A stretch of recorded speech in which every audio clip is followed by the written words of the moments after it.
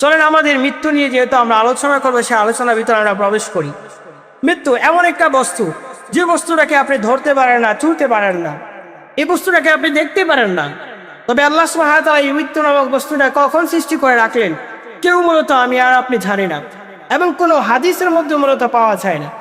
তবে একটা হাদিসের মধ্যে স্পষ্ট ভাষায় পাওয়া যায়, আদম আলাইহিসসালাতু ওয়াস সালামকে সৃষ্টি করার পরেই আল্লাহ সুবহানাহু ওয়া তাআলা এই মৃত্যু নামক যে বস্তুটা আছে সেটাকে আল্লাহ সুবহানাহু ওয়া তাআলা প্রকাশ করলেন। তার আগে আল্লাহ সুবহানাহু ওয়া তাআলা এই মৃত্যু নামক বস্তুটাকে সৃষ্টি করার পরে আল্লাহ সুবহানাহু ওয়া তাআলা অনেকগুলো জিনের মাধ্যমে এই মৃত্যু নামক বস্তুটাকে আটকে রাখলেন, যাতে করে কোনো বান্দা এবং বান্দিরা এবং কোনো ফেরেশতারা মূলত না জানে।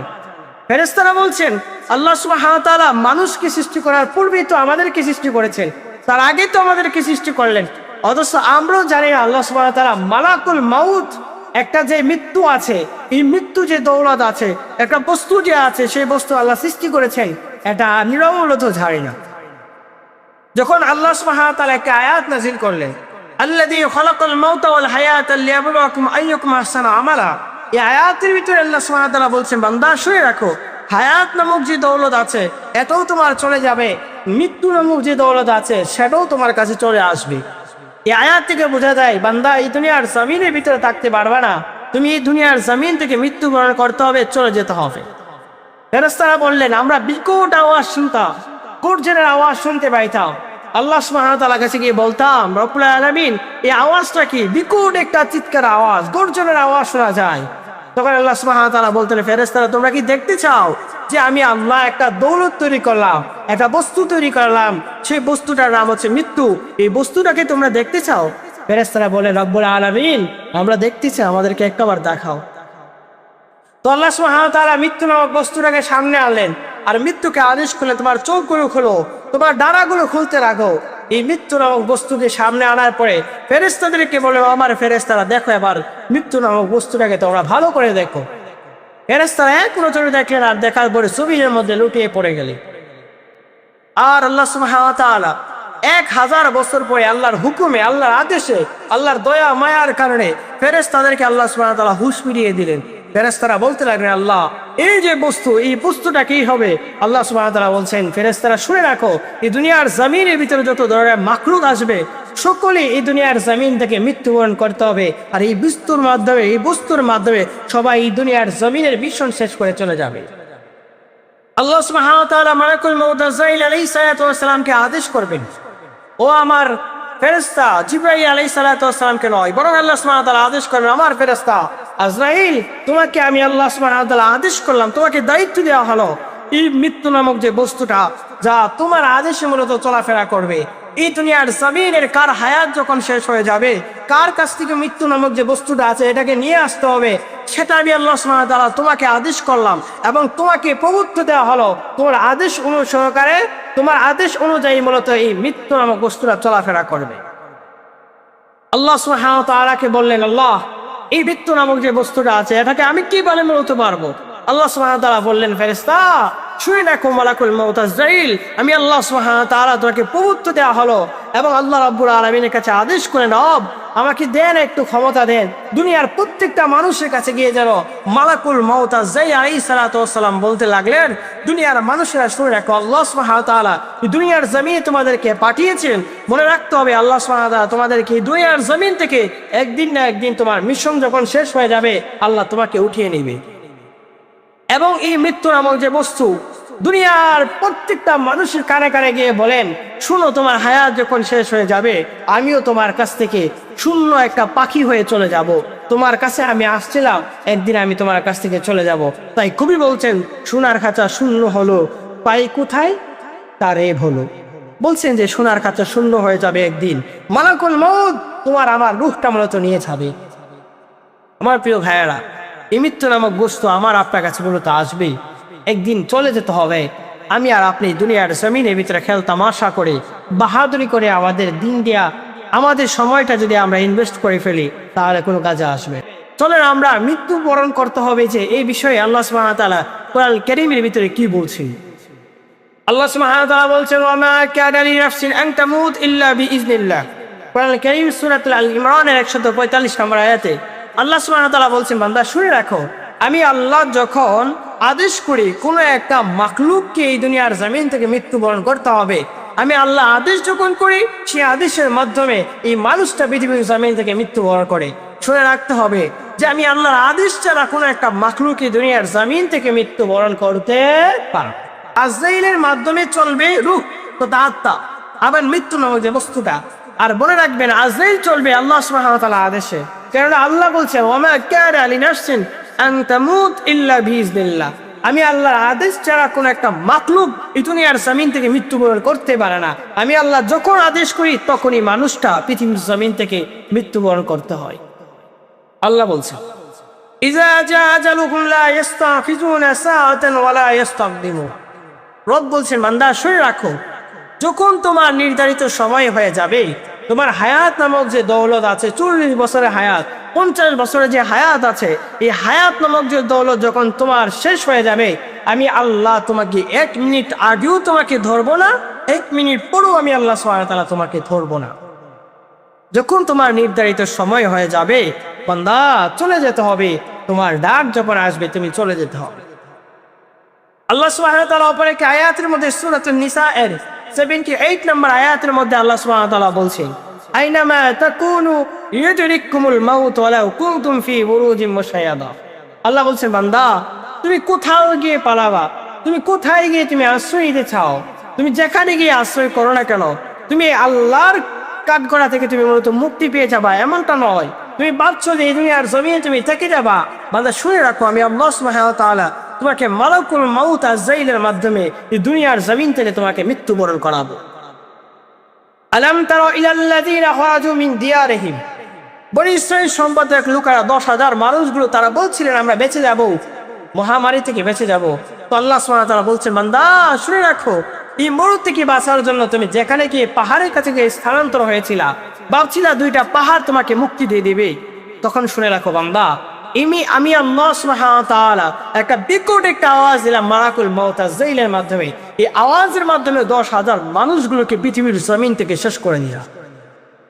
তার মানে এখানে বোঝা যায় আলাম তারা ইলাল্লাযীনা খারাজু মিন দিয়ারিহিম, ওর থেকে বের হইলা ভাবলা তুমি বেঁচে যাবা, আর যেখানে গিয়ে পালাতন করলা বেঁচে যাবা না। বান্দা শুনে রাখো আমি আল্লাহ সুবহানাহু ওয়া তাআলা মালাকুল মাউত আজরাইল তোমার কাছে পাঠিয়ে দেব। অপর এক আয়াতের মধ্যে আল্লাহ সুবহানাহু ওয়া তাআলা সূরাতুল জুমায়ের 8 নম্বর আয়াতের মধ্যে আল্লাহ বলছেন বান্দা যেখানে গিয়ে তুমি পাও না কেন সেখানেই আমি আল্লাহ সুবহানাহু ওয়া তাআলা মালাকুল মাউত আজরাইলকে পাঠিয়ে দেব। অপর এক আয়াতের মধ্যে আল্লাহ সুবহানাহু ওয়া তাআলা বলছেন বান্দা শুনে রাখো সূরাতুল কাফের 19 নম্বর আয়াতের মধ্যে আল্লাহ সুবহানাহু ওয়া তাআলা বলছেন মৃত্যুর যন্ত্রণা সত্য, এটা 100% সত্য। মৃত্যুবরণ করতে হবে, মৃত্যুর যন্ত্রণা যে আসবে এটা 100% সত্য। বান্দা শুনে রাখো যখন তোমার সময় হয়ে যাবে তোমাকে আমি আল্লাহ ধরবো, তবে মনে রাখো মৃত্যু থেকে কোনো মানুষ কোনো মাখলুক কোনো মতো বেঁচে থাকতে পারবে না। যখন নির্ধারিত সময় হবে সবাই চলে যেতে হবে। অপর এক আয়াতের মধ্যে আল্লাহ সুবহানাহু ওয়া তাআলা কোরআন কারীমের সূরাতুন নাহলের 70 নম্বর আয়াতের মধ্যে বলছেন আমি আল্লাহ সুবহানাহু ওয়া তাআলা তোমাদেরকে সৃষ্টি করেছি এবং আমি আল্লাহ রাব্বুল আলামিন তোমাদেরকে মৃত্যু আমি আল্লাহ দিব। তাহলে আল্লাহ বলছেন বান্দা আমি আল্লাহ তোমাদেরকে সৃষ্টি করলাম, বড় আশা করে মায়া করে আমি আল্লাহ তোমাদেরকে দুনিয়ার জমিনে পাঠাইলাম, বরং আমি আল্লাহ সুবহানাহু ওয়া তাআলার আদেশে কোনো একটা মাখলুক এই দুনিয়ার জমিন থেকে মৃত্যুবরণ করতে হবে। সূরাতুল নাহল 70 নম্বর আয়াত আল্লাহ সুবহানাহু ওয়া তাআলা এই কথা বললেন। অপর এক আয়াতের মধ্যে সূরাতুল আনআমের ভিতরে 61 নম্বর আয়াতের মধ্যে আল্লাহ সুবহানাহু ওয়া তাআলা বলছেন মৃত্যুর সময় যখন উপস্থিত হবে প্রত্যেকটা মানুষকে আমি আল্লাহ সুবহানাহু ওয়া তাআলা মৃত্যু ঘটাবো। যখন তোমার মৃত্যুর সময়টা হয়ে যাবে তখন তোমাকে আমি আল্লাহ সুবহানাহু ওয়া তাআলা মৃত্যু ঘটাবো, এটা 100%। এই আয়াতগুলো যে আমরা বললাম এছাড়া অনেক আয়াত আছে। আল্লাহ বলছেন বান্দা শুনে রাখো কুল্লু নাফসিন যায়কাতুল মাউত, প্রত্যেকটা প্রাণী মৃত্যুর স্বাদ গ্রহণ করতে হবে।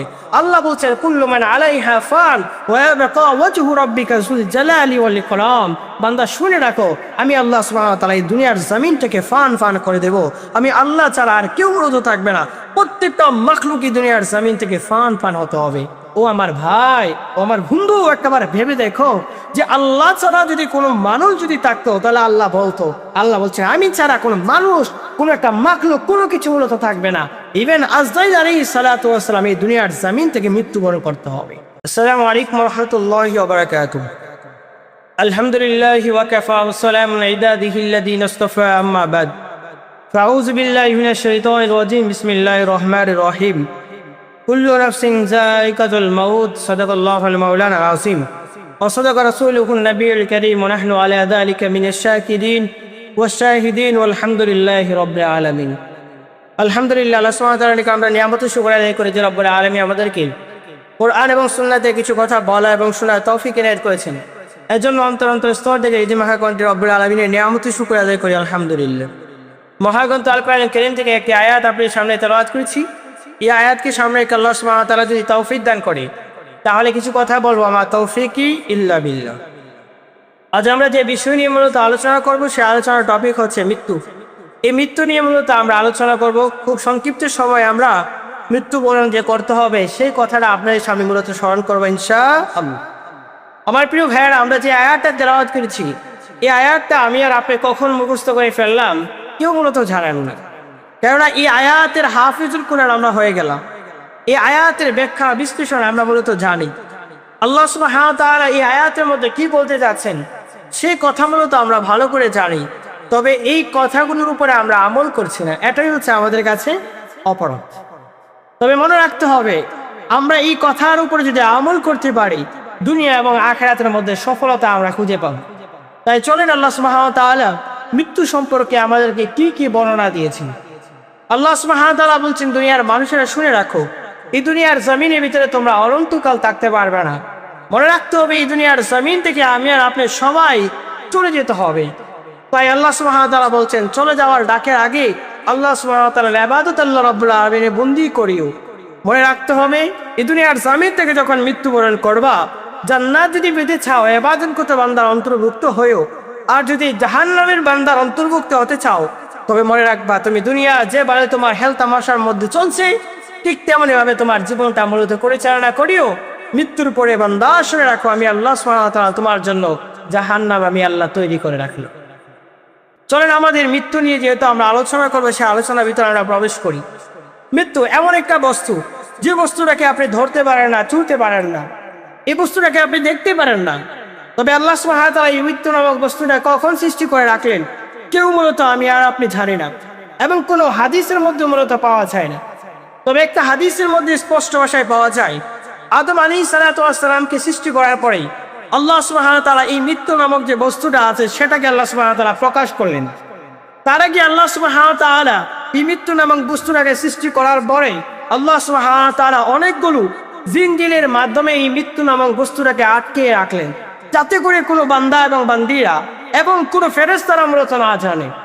ফেরেশতারা বলছেন, আল্লাহ সুবহানাহু ওয়া তাআলা মানুষকে সৃষ্টি করার পূর্বেই তো আমাদেরকে সৃষ্টি করেছেন, তার আগে তো আমাদেরকে সৃষ্টি করলেন, অথচ আমরাও জানি না আল্লাহ সুবহানাহু ওয়া তাআলা মালাকুল মাউত একটা যে মৃত্যু আছে, এই মৃত্যু যে দৌলত আছে, একটা বস্তু যে আছে সেই বস্তু আল্লাহ সৃষ্টি করেছেন, এটা আমরাও মূলত জানি না।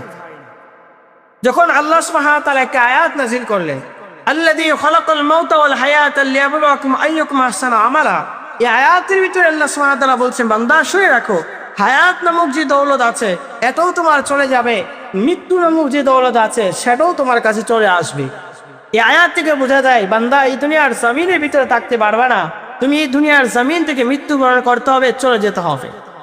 ফেরেশতারা বললেন, আমরা বিকট আওয়াজ শুনতাম, গর্জনের আওয়াজ শুনতে পাইতাম। আল্লাহ সুবহানাহু ওয়া তাআলার কাছে গিয়ে বলতাম, রব্বুল আলামিন এই আওয়াজটা কি? বিকট একটা চিৎকার আওয়াজ, গর্জনের আওয়াজ শোনা যায়। তখন আল্লাহ সুবহানাহু ওয়া তাআলা বলতেন, ফেরেশতারা তোমরা কি দেখতে চাও যে আমি আল্লাহ একটা দৌলত তৈরি করলাম, একটা বস্তু তৈরি করলাম, সেই বস্তুটার নাম হচ্ছে মৃত্যু, এই বস্তুটাকে তোমরা দেখতে চাও? ফেরেশতারা বলে, রব্বুল আলামিন আমরা দেখতে চাই, আমাদেরকে একবার দেখাও। তো আল্লাহ সুবহানাহু ওয়া তাআলা মৃত্যু নামক বস্তুটাকে সামনে আনলেন আর মৃত্যুকে আদেশ করলেন, তোমার চোখগুলো খোলো, তোমার ডানাগুলো খুলতে রাখো। এই মৃত্যু নামক বস্তুকে সামনে আনার পরে ফেরেশতাদেরকে বলে, আমার ফেরেশতারা দেখো এবার মৃত্যু নামক বস্তুটাকে তোমরা ভালো করে দেখো। ফেরেশতারা এক নজরে দেখলেন আর দেখার পরে জমিনের মধ্যে লুটিয়ে পড়ে গেলেন। আর আল্লাহ সুবহানাহু ওয়া তাআলা 1000 বছর পরে আল্লাহর হুকুমে, আল্লাহর আদেশে, আল্লাহর দয়া মায়ার কারণে ফেরেশতাদেরকে আল্লাহ সুবহানাহু ওয়া তাআলা হুঁশ ফিরিয়ে দিলেন। ফেরেশতারা বলতে লাগলেন, আল্লাহ এই যে বস্তু, এই বস্তুটা কি হবে? আল্লাহ সুবহানাহু ওয়া তাআলা বলছেন, ফেরেশতারা শুনে রাখো, এই দুনিয়ার জমিনের ভিতরে যত ধরনের মাখলুক আসবে সকলে এই দুনিয়ার জমিন থেকে মৃত্যুবরণ করতে হবে, আর এই বস্তুর মাধ্যমে, এই বস্তুর মাধ্যমে সবাই এই দুনিয়ার জমিনের মিশন শেষ করে চলে যাবে। আল্লাহ সুবহানাহু ওয়া তাআলা মালাকুল মাউত আজরাইল আলাইহিস সালাতু ওয়াস সালামকে আদেশ করবেন, ও আমার ফেরেশতা জিবরাইল আলাইহিস সালাতু ওয়াস সালামকে নয়, বরং আল্লাহ সুবহানাহু ওয়া তাআলা আদেশ করেন, আমার ফেরেশতা আজরাইল, তোমাকে আমি আল্লাহ সুবহানাহু ওয়া তাআলা আদেশ করলাম, তোমাকে দায়িত্ব দেওয়া হলো এই মৃত্যু নামক যে বস্তুটা, যা তোমার আদেশে মূলত চলাফেরা করবে। এই দুনিয়ার জমিনের কার হায়াত যখন শেষ হয়ে যাবে, কার কাছ থেকে মৃত্যু নামক যে বস্তুটা আছে এটাকে নিয়ে আসতে হবে, সেটা আমি আল্লাহ সুবহানাহু ওয়া তাআলা তোমাকে আদেশ করলাম এবং তোমাকে প্রভুত্ব দেওয়া হলো, তোমার আদেশ অনুযায়ী মূলত এই মৃত্যু নামক বস্তুটা চলাফেরা করবে। আল্লাহ সুবহানাহু ওয়া তাআলাকে বললেন, আল্লাহ, এই মৃত্যু নামক যে বস্তুটা আছে এটাকে আমি কিভাবে মূলত পারবো? আল্লাহ সুবহানাহু ওয়া তাআলা বললেন, ফেরেশতা শুনে রাখো মালাকুল মউত আজরাইল, আমি আল্লাহ সুবহানাহু ওয়া তাআলা তোমাকে প্রভুত্ব দেওয়া হলো এবং আল্লাহ রাব্বুল আলামিনের কাছে আদেশ করেন, রব আমাকে দেন, একটু ক্ষমতা দেন, দুনিয়ার প্রত্যেকটা মানুষের কাছে গিয়ে যেন মালাকুল মউত আজরাইল আলাইহিস সালাতু ওয়াস সালাম বলতে লাগলেন, দুনিয়ার মানুষেরা শুনে রাখো, আল্লাহ সুবহানাহু ওয়া তাআলা দুনিয়ার জমিনে তোমাদেরকে পাঠিয়েছেন, মনে রাখতে হবে আল্লাহ সুবহানাহু ওয়া তাআলা তোমাদেরকে দুনিয়ার জমিন থেকে একদিন না একদিন তোমার মিশন যখন শেষ হয়ে যাবে আল্লাহ তোমাকে উঠিয়ে নেবে। এবং এই মৃত্যু নামক যে বস্তু দুনিয়ার প্রত্যেকটা মানুষের কানে কানে গিয়ে বলেন, শুনো, তোমার হায়াত যখন শেষ হয়ে যাবে আমিও তোমার কাছ থেকে শূন্য একটা পাখি হয়ে চলে যাব, তোমার কাছে আমি আসছিলাম, একদিন আমি তোমার কাছ থেকে চলে যাব। তাই কবি বলছেন, সোনার খাঁচা শূন্য হলো, পাই কোথায় তার এ হলো। বলছেন যে সোনার খাঁচা শূন্য হয়ে যাবে একদিন, মালাকুল মউত তোমার আমার রূহটা মূলত নিয়ে যাবে। আমার প্রিয় ভাইয়েরা, এই মৃত্যু নামক বস্তু আমার আপনার কাছে মূলত আসবেই, একদিন চলে যেতে হবে।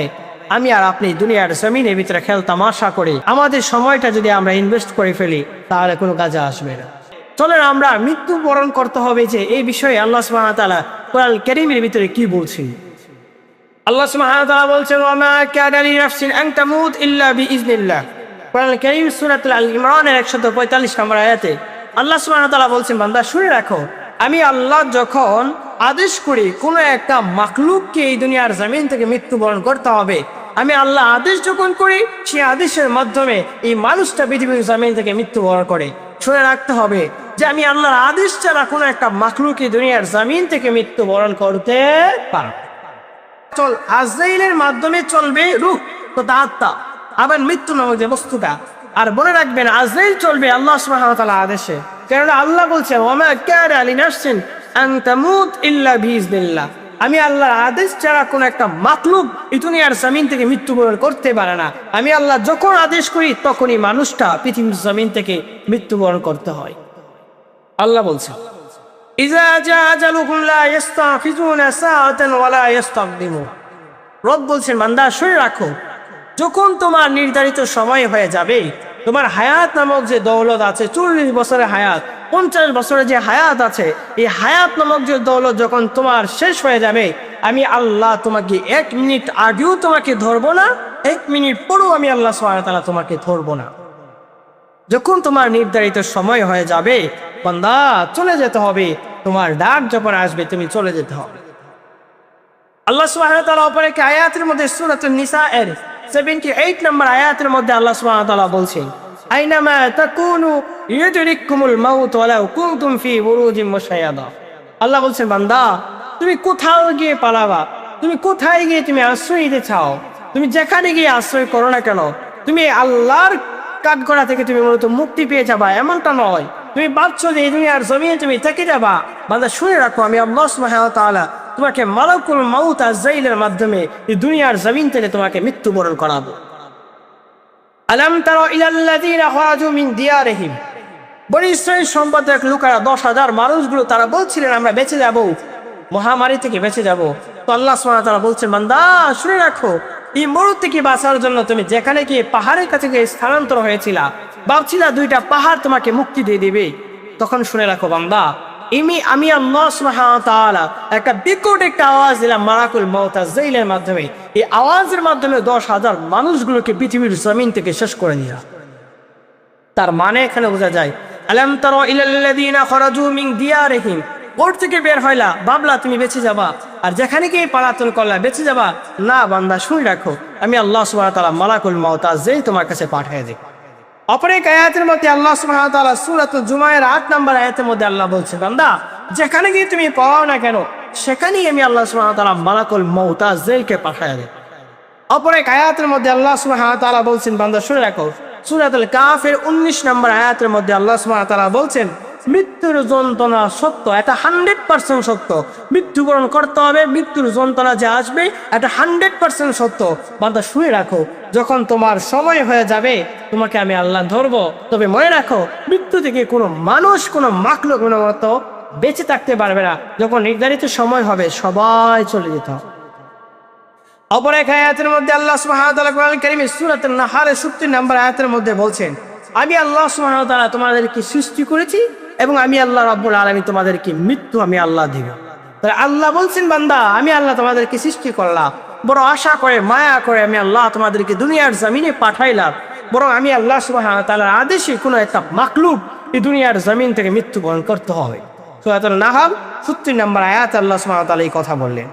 অপর এক আয়াতের মধ্যে সূরাতুল আনআমের ভিতরে 61 নম্বর আয়াতের মধ্যে আল্লাহ সুবহানাহু ওয়া তাআলা বলছেন, মৃত্যুর সময় যখন উপস্থিত হবে প্রত্যেকটা মানুষকে আমি আল্লাহ সুবহানাহু ওয়া তাআলা মৃত্যু ঘটাবো। যখন তোমার মৃত্যুর সময়টা হয়ে যাবে তখন তোমাকে আমি আল্লাহ সুবহানাহু ওয়া তাআলা মৃত্যু ঘটাবো, এটা 100%। এই আয়াতগুলো যে আমরা বললাম, এছাড়া অনেক আয়াত আছে।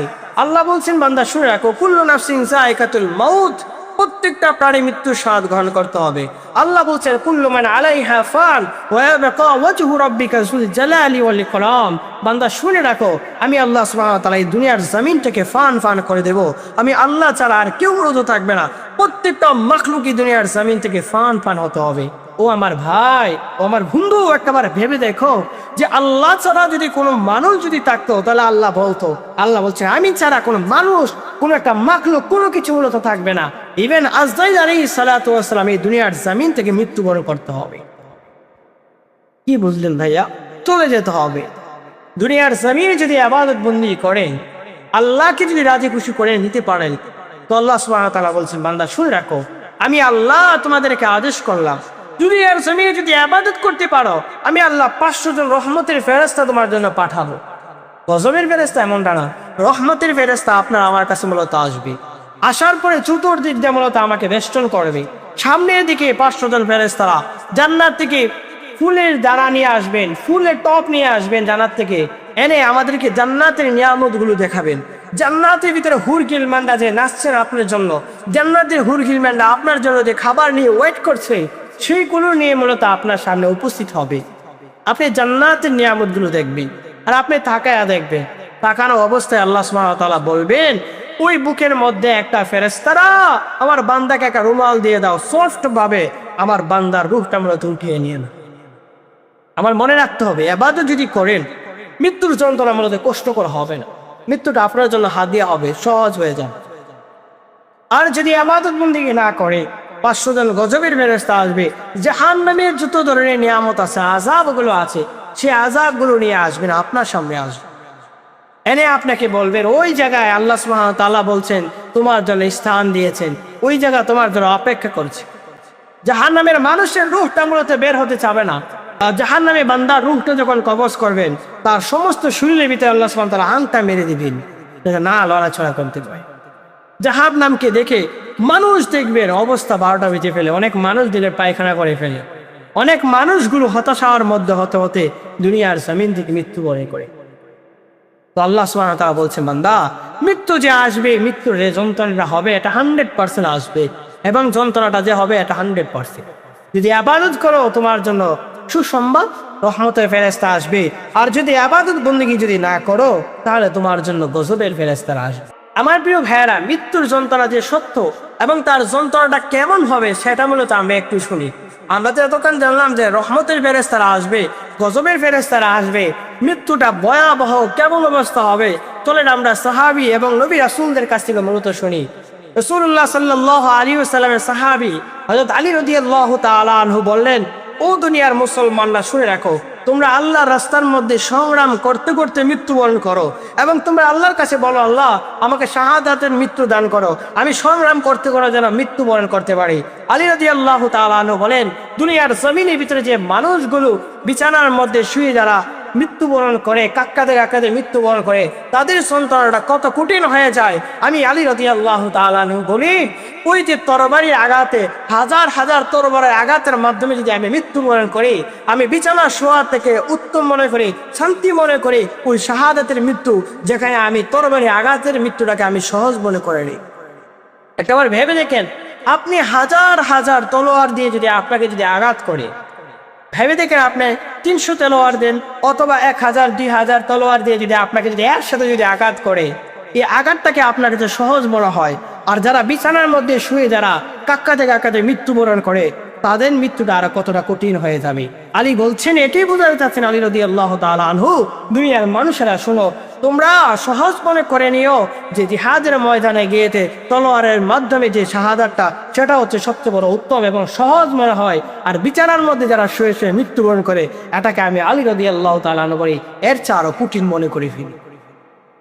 হযরত ঈসা আলাইহিস সালাতু ওয়াস সালামের কথা যদি বলি, ঈসা আলাইহিস সালাতু ওয়াস সালাম বলছেন, আল্লাহ তুমি আমাকে মৃত্যুটাকে সহজ করে দিও।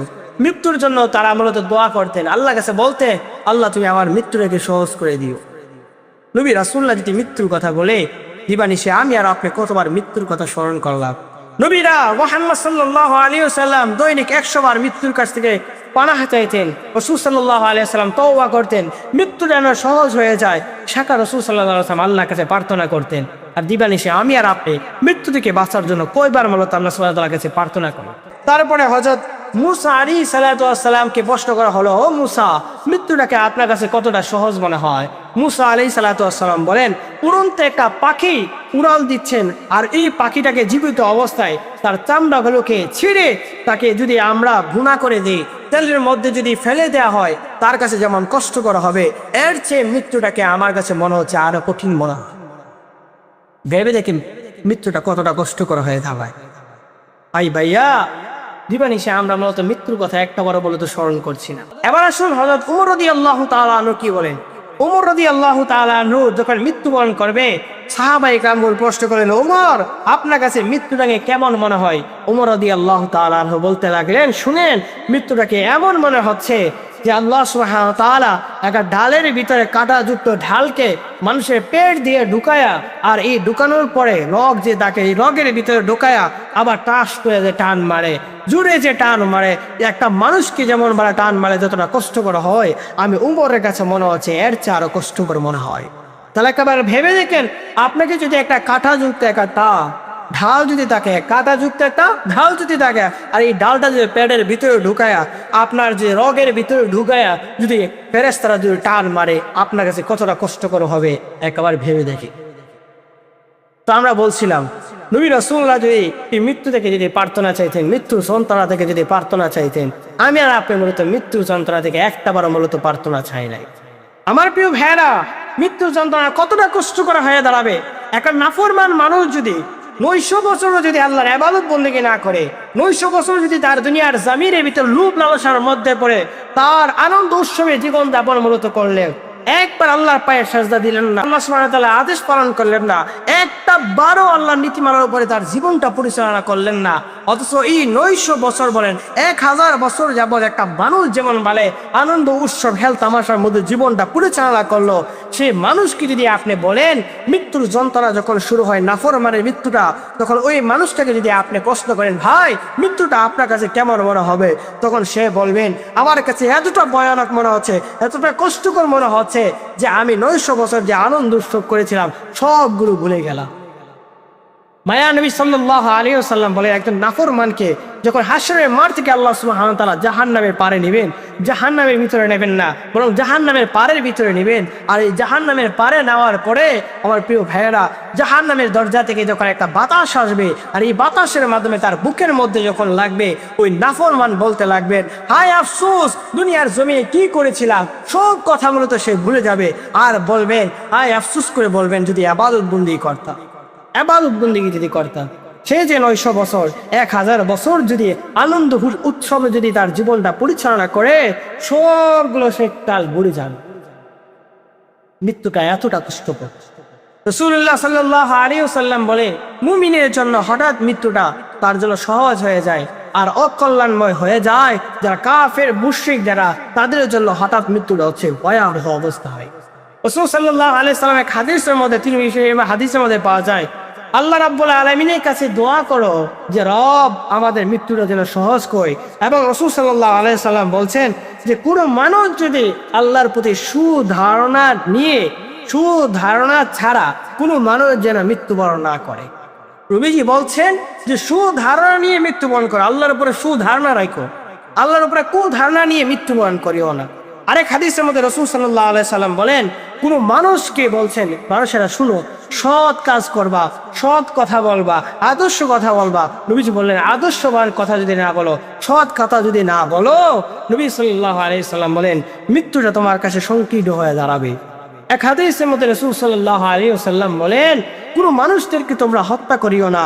আল্লাহ সুবহানাহু ওয়া তাআলা বলছেন ওয়ালা তাকতুল নাফসাল্লাতী হারামাল্লাহু ইল্লা বিল হক, অন্যায় অপরাধ ছাড়া কোনো মানুষদেরকে হত্যা করে না। আমার মালিক আল্লাহ সুবহানাহু ওয়া তাআলা বলছেন, রাসূল সাল্লাল্লাহু আলাইহি সাল্লাম বলেন উম্মতেরা শুনে রাখো, হায়াত যদি সংকীর্ণ করতে চাও, অল্প যদি হায়াত যদি করতে চাও, তাহলে কোনো মানুষদেরকে হত্যা করিও না। হত্যা যদি করে ফেলো তোমরা অল্প হায়াত পেয়ে যাবা। রাসূল সাল্লাল্লাহু আলাইহি সাল্লাম বলেন হত্যাকারীর বিনিময় হত্যা, আর অন্যায় অপরাধ ছাড়া কোনো মানুষকে যদি হত্যা করো তাহলে তোমার হায়াতটা সংকীর্ণ হয়। আমার মালিক যে তোমার হায়াত লম্বা দিয়েছিলেন সে হায়াতটা সংকীর্ণ হয়ে যায় যদি সমাজের মধ্যে যদি হত্যাকাণ্ড করো। এক হাদিসের মধ্যে রাসূল সাল্লাল্লাহু আলাইহি সাল্লাম বলেন দোয়া করো এবং আল্লাহ সুবহানাহু ওয়া তাআলার কাছে ভালো ভালো কাজ করো। যদি ভালো ভালো কাজ করো এবং দোয়া যদি করতে পারো তাহলে আপনার মৃত্যুটা সহজ হবে, পাশাপাশি আপনাকে হায়াত আল্লাহ সুবহানাহু ওয়া তাআলা বাড়াইয়া দিবে। আমার প্রিয় ভাইরা, মৃত্যু নামক কথা নিয়ে আমরা বলছিলাম।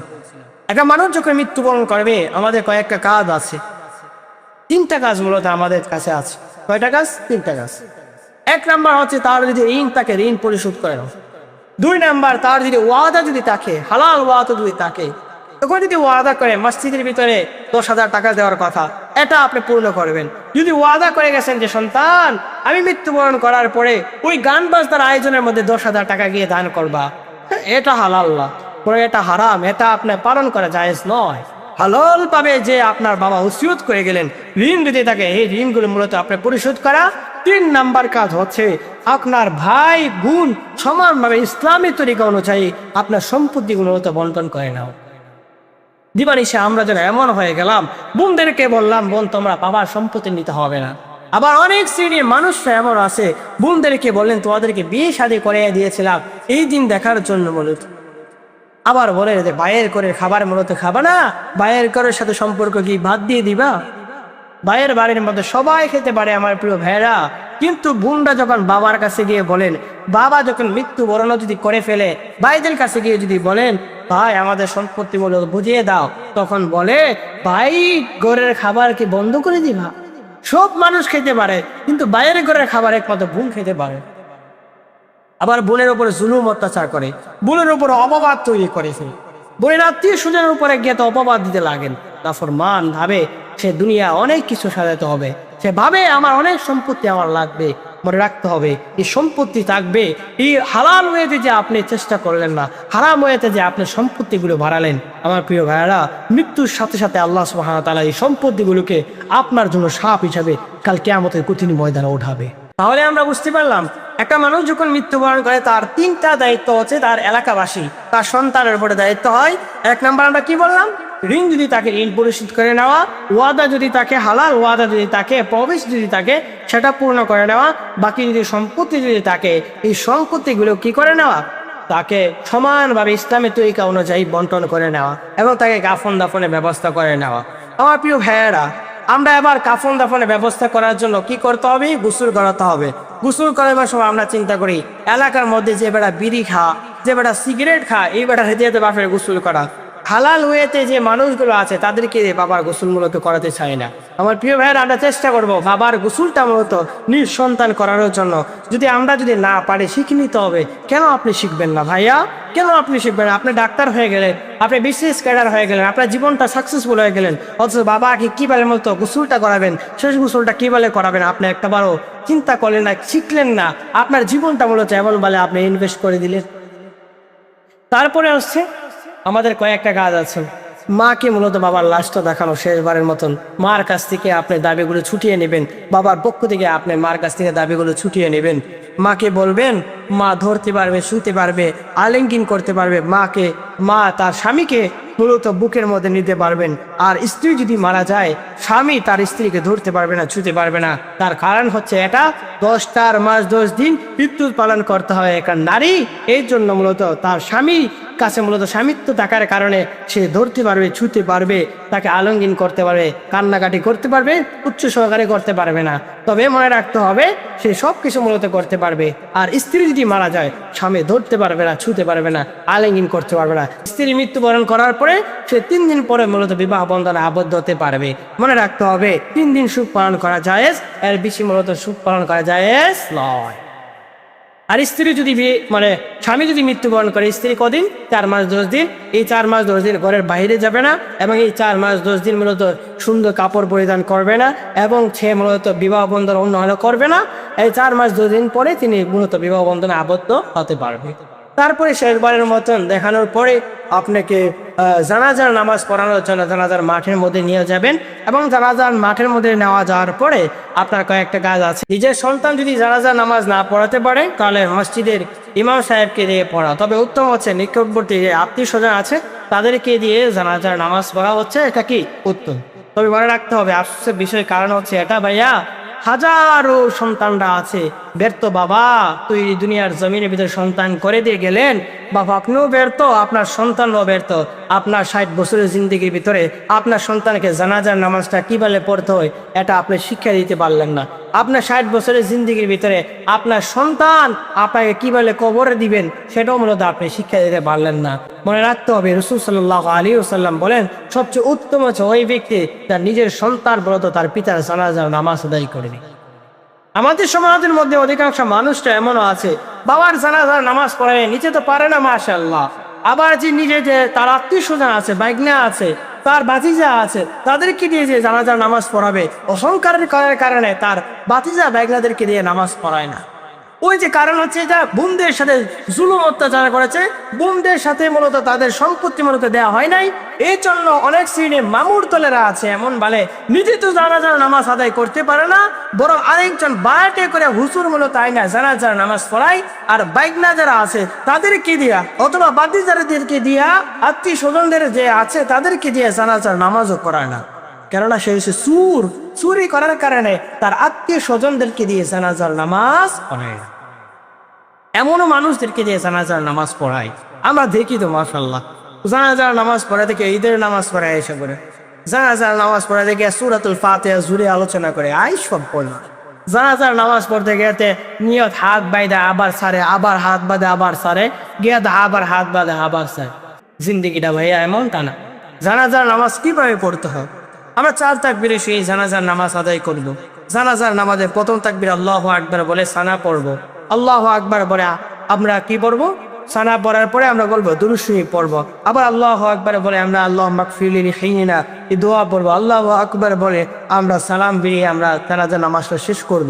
এই এতটুকু একটা সিম্পল একটা 4 তাকবীরে শুয়ে 4টা জিনিস আমল, সানা পড়া, দুরূদ শরীফ পড়া, আর মৃত্যু ব্যক্তির লেগে দোয়া পড়া। আর চতুর্থ তাকবীরে তো কোনো কিছু পড়তেই হয় না, সালাম পেয়ে তার জানাজার নামাজ শেষ করে দাও। এই 4টা কথা মূলত আমরা এখনো পর্যন্ত শিখতে পারলাম না।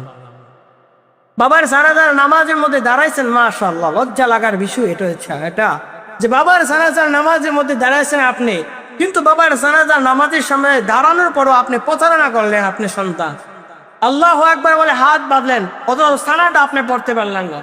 আল্লাহু আকবার বলে আপনি দুরূদ শরীফ বলতে পারলেন না। আল্লাহু আকবার বলে হাত বাঁধলেন, আল্লাহুম্মা গফিরলি লিহাইয়িনা, বাবার লাগাতে আপনি দোয়াটাও করতে পারলেন না। আপনি বাবার লাশের সামনে দাঁড়ায়া আবার নামাজের মধ্যে দাঁড়ালেন, আর দাঁড়ায়া গিয়ে আপনি বাবার জানাজার নামাজ পড়াইতেছি, বাবার জানাজার নামাজ পড়তেছি, এই জন্য মূলত আমি দাঁড়াইলাম। অথচ আপনার লজ্জা থাকার বিষয় বাবার জানাজার নামাজটা আপনি নিজে পড়তে পারেন না। বাপে আপনাকে কোটি কোটি টাকা দিছে, বাপে আপনাকে জুলুম কইরা অন্যের মাল আইনটা জুলুম করে দিয়ে আপনাকে সম্পত্তি করে দেওয়া গেছে, অথচ আপনি বাবার জানাজার নামাজ পড়তে পারেন না। মনে রাখতে হবে বাবার জানাজার নামাজ আপনি শিখতে হবে, পড়তে হবে, পড়াতে হবে।